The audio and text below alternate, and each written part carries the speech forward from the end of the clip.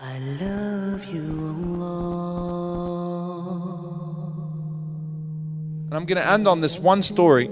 And this is in the tafsir of Imam Ibn Kathir rahimahullah of Surah Al-A'raf, verse number 201. And Imam Ibn Kathir rahimahullah titles this, Shabun yatahaddath min al-qabr. A young man who spoke from his grave. And Imam Ibn Kathir rahimahullah, he narrates that there was a young man, mulazimul masjid, who was always in the masjid, min tullab amir al-mu'mineen, Omar ibn al-Khattab. From the students of none other than Omar ibn al-Khattab radiallahu ta'ala anhu. There was a woman that was calling him to her home. She was a beautiful woman. And he fell for it.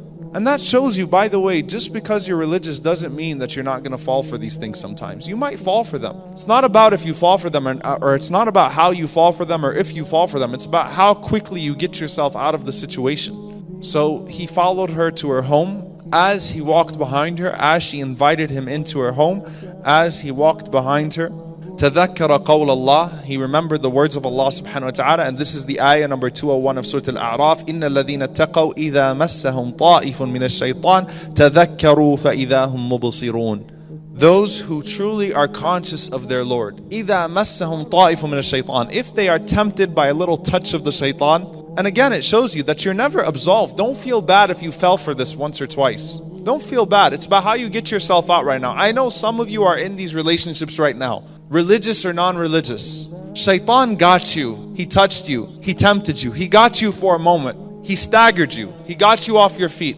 And he was following this woman to her house, and he remembered this ayah. Allah subhanahu wa ta'ala says, at that moment, تَذَكَّرُوا, they remember Allah. فَإِذَا هُمْ مُبْصِرُونَ.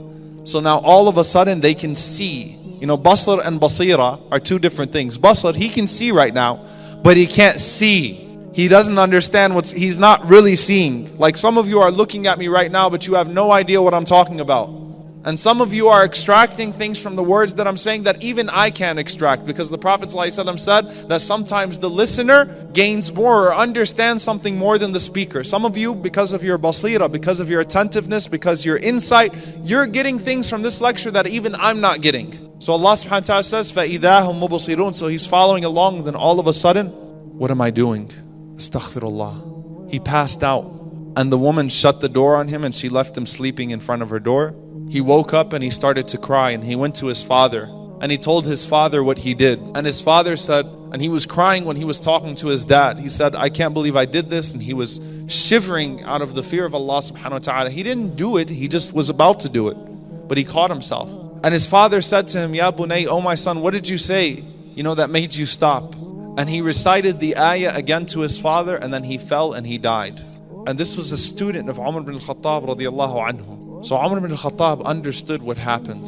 Umar ibn al-Khattab knew what happened. And they prayed janazah on him that night, and Umar ibn al-Khattab went and he sat next to him while the people were there. After the janazah, after they buried him.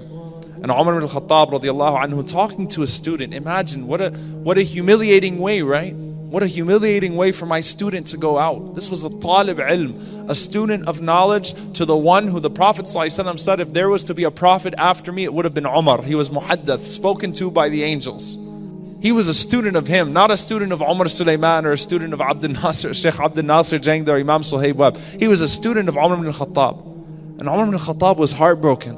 So Umar ibn al-Khattab sat next to his grave and he said, Ya fata, O young man, وَلِمَنْ خَافَ مَقَامَ رَبِّهِ جَنَّتَانِ. And for the one who feared the power of his Lord is two gardens.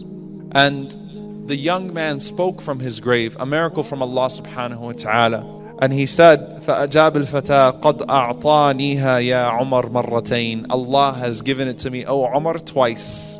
Marratain. Some of the scholars, they said twice, because the time he held himself back from the fear of Allah, and then the other time when he was speaking to his father, he got fearful again and he passed out again. Allah gave me 4 gardens instead of 2. Why? I held myself.